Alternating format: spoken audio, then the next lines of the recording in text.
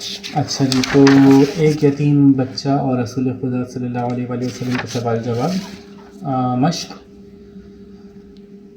جیسے کہ آپ دیکھ رہے ہیں درج ذیل محاوروں الفاظ کے معنی تلاش کر کے ان کو جملوں میں استعمال کیجیے. یہ آپ کر سکتے ہیں. اور کہیں کسی بھی سوال میں کسی کو بھی کوئی مسئلہ آئے گا تو آپ سب کے پیرنٹس کے پاس میں نے سولوشن بھیج دیا ہے، تو اس سے بھی آپ ریفر کر سکتے ہیں. باہر میں سمجھا بھی دیتا ہوں.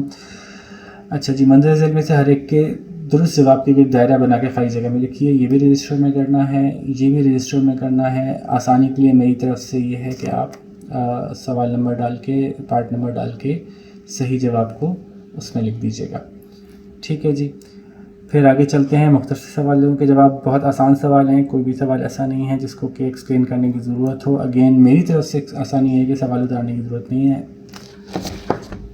اور تفصیلی سوال کے جواب دیکھ لیتے ہیں. درج ذیل سوالات کے تفصیلی جواب تحریر کیجیے. مدینے کی گلی کوچوں کا منظر بیان کیجیے. اس میں کچھ ہیلپ آپ لے لیں گے اس چیپٹر میں جو ایکسپلین کیا گیا تھا کہ کیا چل رہا تھا، اور تھوڑا سا اپنی امیجنیشن کو بھی یوز کر سکتے ہیں. رحمت عالم صلی اللہ علیہ وسلم کے بچے سوالات ترتیب والے لکھیے. اگین اس میں تو بالکل چیپٹر میں سے ہی اٹھا کے لکھ دیے جائیں گے. اس میں کوئی مشکل بات نہیں ہے.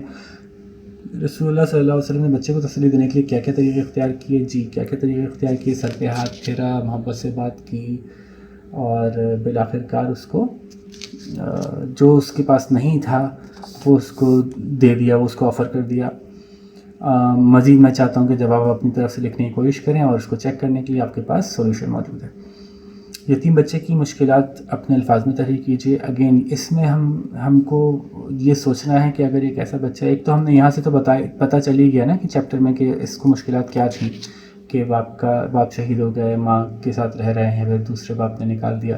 لیکن اس کی جو کیفیت ہے اس کو آپ اپنے الفاظ میں لکھیں گے تاکہ آپ اس غم کو کیسے ریفلیکٹ کرتے ہیں، اس پرابلم کو کیسے ریفلیکٹ کرتے ہیں، یہ دیکھنا ہے.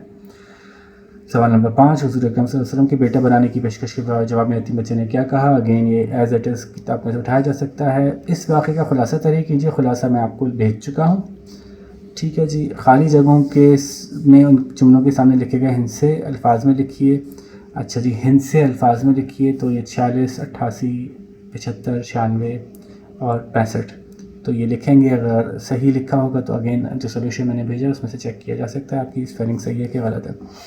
ان جملے میں الفاظ میں لکھی گئی گنتی کو ہندسوں میں تبدیل کر کے اپنی کاپی میں لکھیے. یہی سوال ہے، کچھ ویسا ہی ہے. آپ کے ہندسے اور آپ کے الفاظ نمبرز لکھنے کے لیے چیک ہو رہے ہیں اردو میں، تو اس میں آپ لکھیں گے. چیک کرنے کے لیے آپ سولوشن کو دیکھ سکتے ہیں. یہاں پہ چیپٹر کی مشق ختم ہوئی.